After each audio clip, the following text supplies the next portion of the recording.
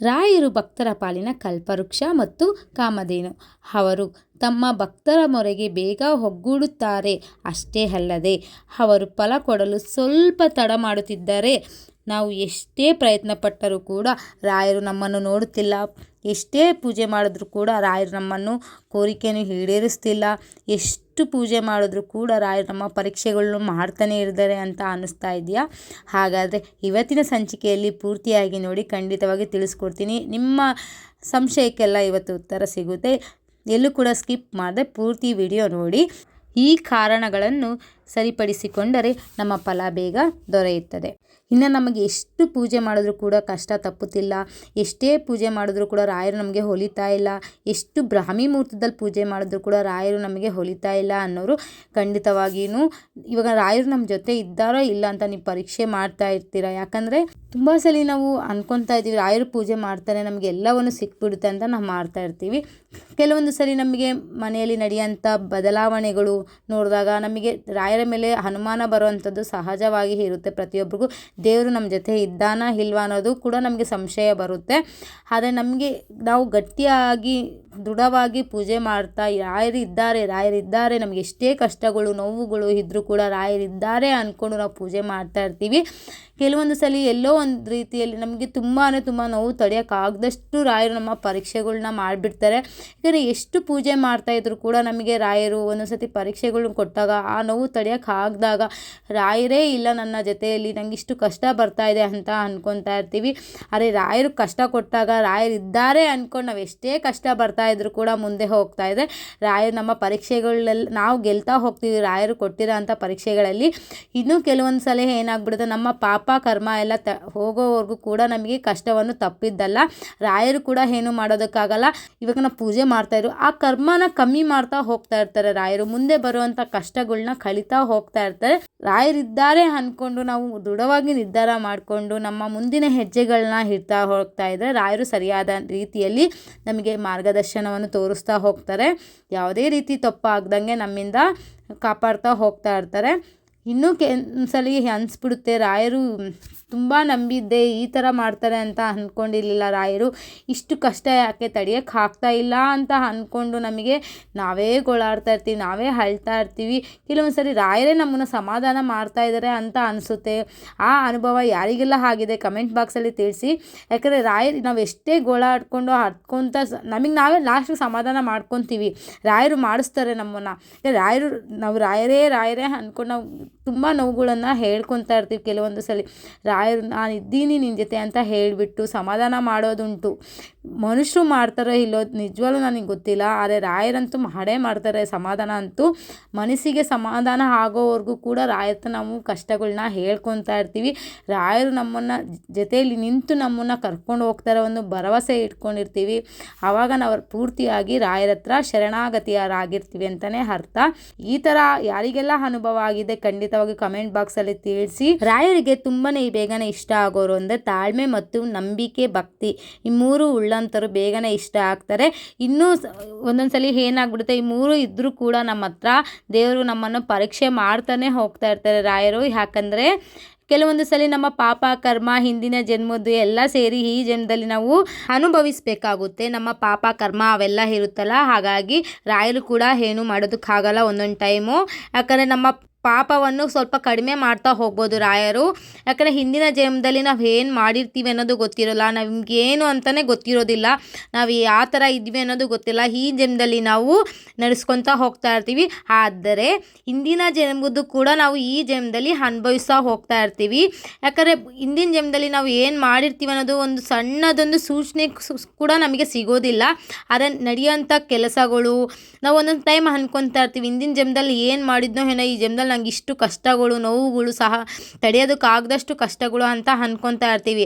ಆದರೆ ಹಿಂದಿನ ಜನ್ಮದಲ್ಲಿ ಪಾಪ ಕರ್ಮ ಎಲ್ಲ ಮಾಡಿರ್ತೀವಲ್ಲ, ಈ ಜನ್ಮದಲ್ಲೂ ನಾವು ಅದನ್ನು ಹೊತ್ಕೊಂಡು ಹೋಗಬೇಕಾಗುತ್ತೆ. ಆದರೆ ನಾವು ದೇವರ ಪೂಜೆ ಪುನಸ್ಕಾರ ಎಲ್ಲವನ್ನು ಮಾಡ್ತಾ ಹೋಗ್ತಾ ಇರ್ತೀವಲ್ಲ, ಹಾಗಾಗಿ ಆ ಪಾಪ ಕರ್ಮವನ್ನು ದೇವರು ಸ್ವಲ್ಪ ಕಡಿಮೆ ಮಾಡ್ತಾ ಹೋಗ್ಬೋದು ಅಷ್ಟೇ.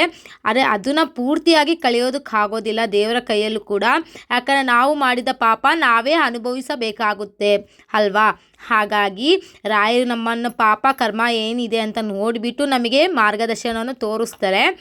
ಇನ್ನೂ ಒಂದೊಂದು ಸಲ ಏನಾಗ್ಬಿಡುತ್ತಂತೆ, ರಾಯರು ನಮ್ಮನ್ನು ಪರೀಕ್ಷೆ ಮಾಡ್ತಾ ಇರ್ತಾರೆ.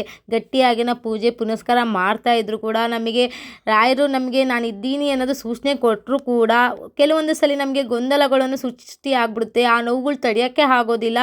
ರಾಯರು ನಮ್ಗೆ ಎಷ್ಟೇ ನೋವು ಕೊಟ್ಟರು ನಾವು ಕೆಲವೊಂದು ಸಲ ನಂಬಿಕೆ ಇಟ್ಟು ನಾವು ಪೂಜೆಯನ್ನು ಮಾಡ್ತಾ ಇರ್ತೀವಿ, ನಮ್ಮನ್ನು ಪರೀಕ್ಷೆ ಮಾಡ್ತಾ ಇರ್ತಾರೆ. ಆ ಪರೀಕ್ಷೆಯಲ್ಲಿ ನಾವು ಗೆದ್ದಾಗ ರಾಯರು ನಮಗೆ ತೋರಿಸುವುದೆಲ್ಲ ಅಪಾರ ಪ್ರೀತಿ ಅಂತಲೇ ಹೇಳ್ಬೋದು. ಯಾಕಂದರೆ ರಾಯರು ನೆಲೆಸಿರೋಂಥ ಮನೆಯಲ್ಲಿ ಆಗುವಂಥ ಬದಲಾವಣೆಗಳು, ಯಾಕಂದರೆ ಅವರು ನಂಬಿಕೆಯನ್ನು ಹುಟ್ಟಿಸ್ತಾರೆ, ಸಂಶಯನೂ ಹುಟ್ಟಿಸ್ತಾರೆ, ಉತ್ತರವನ್ನು ಅವರೇ ಕೊಡ್ತಾರೆ. ರಾಯರು ಎಲ್ಲದಕ್ಕೂ ಉತ್ತರ ರಾಯರಿದ್ದಾರೆ ಅನ್ನೋದೇ ಅಷ್ಟೇ ಉತ್ತರ. ಯಾಕಂದರೆ ನಾವು ಕೆಲವೊಂದು ಸಲ ನಾವು ಏನು ಆಗ್ತಾಯಿದೆ ನಮ್ಮ ಜೀವನದಲ್ಲಿ ಅಂತ ಅಂದ್ಕೊಳೋದಕ್ಕೆ ಆಗೋದಿಲ್ಲ. ಕೆಲವೊಂದು ಸಲ ಎಲ್ಲ ಇದಕ್ಕಿದ್ದಂಗೆ ಆಗಿಬಿಡುತ್ತೆ, ನಮಗೇನೋ ಗೊತ್ತಾಗಿಲ್ಲ ಈ ಕೆಲಸ ಆಗುತ್ತೋ ಇಲ್ಲೋ ನಮ್ಮ ಕೈಯಲ್ಲಿ ಮಾಡೋದಕ್ಕೆ ಅಂತ ಹೇಳಿಬಿಟ್ಟು. ಕೆಲವೊಂದು ಸಲ ಈ ಥರ ಎಲ್ಲ ಅನಿಸ್ಮೇಲೆ ರಾಯರ ಮೇಲೆ ನಮಗೆ ಅಪಾರವಾದ ಪ್ರೀತಿ ಬರುವಂಥದ್ದು ಸರ್ವೇ ಸಾಮಾನ್ಯ ಅಲ್ವಾ. ಕೆಲವೊಂದು ಸಲ ಏನಾಗ್ಬಿಡುತ್ತೆ ಅಂದರೆ ನಮಗೆ ತುಂಬ ಗೊಂದಲಗಳು ಹಿಡ್ಕೊಂಡಿರ್ತೀವಿ, ಕೆಲಸ ಮಾಡೋದಕ್ಕಾಗಲ್ಲ. ರಾಯರು ನಮಗೆ ಮುಂದಿನ ದಾರಿ ಸೂಚನೆಗಳು ಕೊಡ್ತಾಯಿಲ್ಲ, ಏನೂ ಕೊಡ್ತಾಯಿಲ್ಲ, ನಮಗೆ ಹೂ ಪ್ರಸಾದ ಮುಖಾಂತರನೂ ಕೊಡ್ತಾಯಿಲ್ಲ. ಏನು ಮಾಡಬೇಕು, ನಮ್ಮ ಮುಂದಿನ ದಾರಿಯಲ್ಲಿ ಹೇಗೆ ನಮಗೆ ಮಾರ್ಗದರ್ಶನ ಸಿಗುತ್ತೆ ಅನ್ನೋದು ಕೂಡ ನಮಗೆ ಗೊತ್ತಾಗೋದಿಲ್ಲ. ಧೈರ್ಯವನ್ನು ಕಳ್ಕೊಂಡ್ಬಿಟ್ಟಿರ್ತೀವಿ. ಆ ಕೆಲಸ ಆಗುತ್ತೋ ಇಲ್ಲೋ ಹಿಂದೆರಿಚಿಕೆಯಿಂದ ಮಾಡ್ತಾಯಿರ್ತೀವಿ, ರಾಯರ ಮೇಲೆ ನಂಬಿಕೆ ಇಟ್ಟು ಮಾಡ್ತಾ ಇರಲ್ಲ. ರಾಯರ ಮೇಲೆ ನಂಬಿಕೆ ಇಟ್ಟು ನಾವು ಮಾಡಿದ್ದೀವಿ ಅಂದರೆ ಖಂಡಿತವಾಗಿ ಆ ಕೆಲಸ ಸಕ್ಸಸ್ ಆಗುತ್ತೆ ಅಂತಲೇ ನಿಜ. ಇನ್ನೂ ಕೆಲವೊಂದು ಸರಿ ಏನಾಗುತ್ತೆ ಅಂದರೆ ರಾಯರು ನಮಗೆ ಆಸೆ ಇರುತ್ತೆ, ಈ ಕೆಲಸ ನಾನು ಮಾಡ್ತಾಯಿದ್ದೀನಿ, ಈಗ ನಡೆಸ್ಕೊಡಪ್ಪ ತಂದೆ ಅಂತ ಹರಕೆ ಹೊತ್ಬಿಟ್ಟು ನಾವು ಕೆಲಸವನ್ನು ಸ್ಟಾರ್ಟ್ ಮಾಡ್ತೀವಿ. ಆದರೆ ಅದು ನಮ್ಮ ಕೋರಿಕೆ ಆಗಿರುತ್ತೆ, ನಮ್ಮ ಇಷ್ಟ ಆಗಿರುತ್ತೆ ಅಲ್ವಾ ಅದು. ಆದರೆ ಮುಂದಿನ ದಿನಗಳಲ್ಲಿ ಆ ಇಷ್ಟ ನಮಗೆ ಮುಳ್ಳು ಆಗ್ಬೋದಲ್ವಾ. ಹಾಗಾಗಿ ಕೆಲವೊಂದು ಸರಿ ರಾಯರು ಅದನ್ನು ನಡೆಸ್ಕೊಡೋದಿಲ್ಲ. ನಾವೆಷ್ಟೇ ಮುಡುಪು ಕಟ್ಟಿ ಎಷ್ಟೇ ಮಾಡ್ತಾಯಿದ್ದೀವಿ ಅಂದರೂ ಕೂಡ ನಾವು ಇಷ್ಟಪಟ್ಟಿದ್ದ ಕೆಲಸ ಕೈಗೂಡಿಸಲ್ಲ. ಯಾಕಂದರೆ ಮುಂದಿನ ದಿನಗಳಲ್ಲಿ ನಮಗೆ ಅದು ತುಂಬ ಕೆಟ್ಟದ್ದಾಗ್ಬೋದು, ಜೀವಕ್ಕೆ ಕುತ್ತು ಬರೋವಂಥದ್ದಾಗ್ಬೋದು, ಮುಂದಿನ ದಿನಗಳಲ್ಲಿ ನಮಗೆ ಕೆಟ್ಟದ್ದಾಗ್ಬೋದು. ಹಾಗಾಗಿ ರಾಯರು ಅದನ್ನು ನಡೆಸ್ಕೊಡೋದಿಲ್ಲ.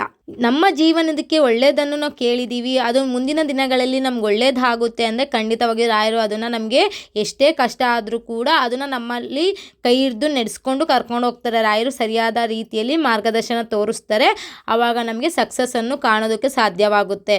ನಾವು ಕೆಟ್ಟದ್ದನ್ನು ಕೇಳಿದಾಗ ನಮಗೆ ಮುಂದಿನ ದಿನಗಳಲ್ಲಿ ಕೆಟ್ಟದ್ದು ಆಗ್ತಾ ಇದೆ ಅಂದಾಗ ರಾಯರು ಅದನ್ನು ನಮಗೆ ತಡೀತಾರೆ. ಕಷ್ಟಗಳ್ನ ಬರ್ತಾಯಿದ್ರು ಕೂಡ ಅದನ್ನು ತಡೆದು ನಮಗೆ ಮುಂದಿನ ದಾರಿ ತೋರಿಸ್ತಾ ಹೋಗ್ತಾರೆ. ಇನ್ನು ಕೆಲವೊಂದು ಸಲ ಹೇಗಾಗ್ಬಿಡುತ್ತೆ ಅಂದರೆ ನಾನು ಏನೇ ಒಂದು ಕೆಲಸ ಮಾಡ್ತಾಯಿದ್ರು ನನ್ನ ಕೈಗೆ ಆಗ್ತಾ ಇಲ್ಲ, ನನ್ನ ಹಣೆ ಬರನೇ ಸರಿ ಇಲ್ಲ, ಮುಟ್ಟಿದ್ದೆಲ್ಲ ಕೆಲಸಗಳು ಆಗ್ತಾನೇ ಇಲ್ಲ, ಒಂದು ಕೂಡ ಸಕ್ಸಸ್ ಆಗ್ತಾ ಇಲ್ಲ, ದುರಾದೃಷ್ಟಳು ನಾನು ಏನೇ ಒಂದು ಕೆಲಸ ಮಾಡ್ತಾಯಿದ್ರು ನನ್ನಿಂದ ಬೇರೆಯವ್ರಿಗೆ ಪ್ರಾಬ್ಲಮ್ ಆಗ್ತಾ ಇದೆ ಅಂದ್ಕೊಂಡು ನಾವು ನಮಗೆ ನಾವೇ ಕೊರ್ಕೊತಾ ಇರ್ತೀವಿ. ಏನೇ ಒಂದು ಕೆಲಸ ಮಾಡಿದ್ರು ಆಗ್ತಿಲ್ಲ, ಆದರೂ ಕೂಡ ನಾನು ದೇವರಲ್ಲಿ ಪೂಜೆ ಪುನಸ್ಕಾರ ಎಲ್ಲ ಮಾಡ್ಕೊಂಡು ಹೋಗ್ತಾ ಇದ್ದೀನಿ. ರಾಯರಿಗೆ ಯಾವ ಥರ ಪೂಜೆ ಮಾಡಬೇಕು ಎಲ್ಲ ಪ್ರತಿಯೊಂದು ತಿಳ್ಕೊಂಡು ನಾನು ಮಾಡ್ತಾ ಇದ್ದೀನಿ, ಆದರೂ ಕೂಡ ರಾಯರು ನನಗೆ ಪ್ರತಿಫಲವನ್ನು ಕೊಟ್ಟಿಲ್ಲ ಅಂತ ಅನ್ಕೊತಾ ಇರ್ತೀವಿ. ಇನ್ನೂ ಕೆಲವೊಂದು ಸಲ ಏನಾಗ್ಬಿಡುತ್ತೆ ಅಂದರೆ ಪೂಜೆ ಮಾಡೋ ಸಮಯದಲ್ಲಿ ನಾವು ಗೊತ್ತಿಲ್ಲದೆ ನಾವು ಏನೋ ಒಂದು ಥಿಂಕ್ ಮಾಡಿಕೊಂಡು ಯೋಚನೆ ಮಾಡಿಕೊಂಡು ಪೂಜೆ ಮಾಡ್ತಾ ಇರ್ತೀವಿ. ಭಕ್ತಿಯಿಂದ ಮಾಡ್ತಾ ಇರೋದಿಲ್ಲ, ತಾಳ್ಮೆಯಿಂದ ಮಾಡ್ತಾ ಇರೋದಿಲ್ಲ. ಬೇಗ ಬೇಗ ಪೂಜೆ ಮಾಡಬೇಕು, ಹೊರಗಡೆ ಹೋಗಬೇಕು ಅಂತ ಹೇಳ್ಬಿಟ್ಟು ಮಾಡ್ತಾ ಇರ್ತೀವಿ. ಆದರೆ ನಮ್ಮ ವ್ರತ ಆಗಿರುತ್ತೆ ಅವತ್ತಿನ ದಿವಸ. ನಮ್ಮ ವ್ರತ ಮಾಡೋ ಟೈಮಲ್ಲಿ ನಾವು ಮನಸ್ಸು, ತಾಳ್ಮೆ, ನಂಬಿಕೆ ಮೂರನ್ನು ಇಟ್ಟು ದೇವರಲ್ಲಿ ನಾವು ಪೂಜೆಯನ್ನು ಮಾಡಬೇಕಾಗುತ್ತೆ. ದೇವರ ಹತ್ರ ನಾವು ಕೋರಿಕೆಯನ್ನು ಮುಡುಪನ್ನು ಕಟ್ಟೋ ಸಮಯದಲ್ಲಿ ರಾಯರ ಹತ್ರ ಪೂರ್ತಿಯಾಗಿ ಹೇಳ್ಕೊಂಡು ನಾವೇನಕ್ಕಾಗಿ ವ್ರತವನ್ನು ಮಾಡ್ತಾ ಇದ್ದೀವಿ, ಏನಕ್ಕೋಸ್ಕರ ಮಾಡ್ತಾ ಇದ್ದೀವಿ, ನಾವೇನು ಕೋರಿಕೆ ಇಟ್ಕೊಂಡು ಮಾಡ್ತಾ ಇದ್ದೀವಿ ಅಂತ ಹೇಳಿಬಿಟ್ಟು ರಾಯರ ಹತ್ರ ಪೂರ್ತಿಯಾಗಿ ತದನಂತರ ನಾವು ಮುಡುಪನ್ನು ಕಟ್ಟಿ ಪೂಜೆ ಮಾಡಬೇಕಾಗುತ್ತೆ. ಎಷ್ಟೇ ನಮಗೆ ಗೊಂದಲಗಳು ಇದ್ದರೂ ರಾಯರ ಹತ್ರ ಹೇಳ್ಕೊಂಡು ನಮಗೆ ಮಾರ್ಗದರ್ಶನ ತೋರ್ಸಪ್ಪ ತಂದೆ ನೀನೇ ಎಲ್ಲ ಅಂತ ಹೇಳ್ಕೊಂಡು ನಾವು ಪೂಜೆ ಮಾಡ್ತೀವಲ್ಲ ರಾಯರ ಹತ್ರ, ಖಂಡಿತವಾಗಿ ಆ ಪೂಜೆ ರಾಯರ ಹತ್ರ ಸೇರುತ್ತೆ ಅಂತಲೇ ಹೇಳ್ಬೋದು. ಯಾಕಂದರೆ ಪ್ರತಿಯೊಬ್ಬರಿಗೂ ಹೇಳೋದಿಷ್ಟೇ, ಪೂಜೆ ಮಾಡೋ ಸಮಯದಲ್ಲಿ ಬೇರೆ ಬೇರೆ ಯೋಚನೆಗಳ್ನ ಮಾಡಿಕೊಂಡು ಪೂಜೆಯನ್ನು ಮಾಡೋದಕ್ಕೆ ಹೋಗಬೇಡಿ. ಇನ್ನು ಕೆಲವರು ಅಹಂಕಾರದಿಂದ ದೇವ್ರ ಹತ್ರ ಪೂಜೆ ಮಾಡ್ತಾ ಇರ್ತಾರೆ.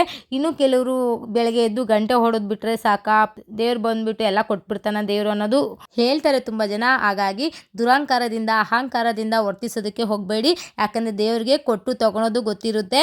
ಫಸ್ಟು ಕೊಟ್ಟು ನೋಡ್ತಾನೆ ದೇವರು, ಯಾವ ಥರ ವರ್ತನೆ ಮಾಡ್ತೀರಾ, ಯಾವ ಥರ ಇರ್ತೀರಾ, ಯಾವ ಥರ ನಡೆಸ್ಕೊತೀರಾ ಬೇರೆಯವ್ರನ್ನ ಅಂತ ಹೇಳಿಬಿಟ್ಟು ನಿಮ್ಮ ದುರಹಂಕಾರ ನಿಮ್ಮನ್ನೇ ತಿನ್ನುತ್ತೆ ಅಂತ ಹೇಳ್ತಾರೆ. ಹಾಗಾಗಿ ಪ್ರತಿಯೊಂದು ಸಲನೂ ನೀವು ಇದ್ದಾಗೂ ಒಂದೇ ಥರ ಇರಿ, ಇಲ್ದಾಗೂ ಒಂದೇ ಥರ ಇರಲಿ.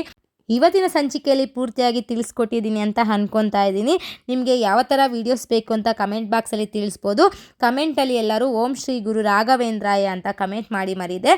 ನಿಮಗೆ ನೆಕ್ಸ್ಟ್ ವಿಡಿಯೋ ಏನು ಬೇಕು ಅಂತ ಕಮೆಂಟ್ ಬಾಕ್ಸಲ್ಲಿ ತಿಳಿಸಿ, ಖಂಡಿತವಾಗೂ ಮಾಡ್ತೀನಿ. ಇನ್ನು ನಿಮ್ಗೆ ಏನಾರ ಡೌಟ್ಸ್ ಏನಾರ ಇದ್ದರೆ ಕಮೆಂಟ್ ಬಾಕ್ಸಲ್ಲಿ ತಿಳಿಸ್ಬೋದು, ಖಂಡಿತವಾಗಿ ಆನ್ಸರ್ ಮಾಡ್ತೀನಿ. ಓಂ ಶ್ರೀ ಗುರು ರಾಘವೇಂದ್ರಾಯ ನಮಃ.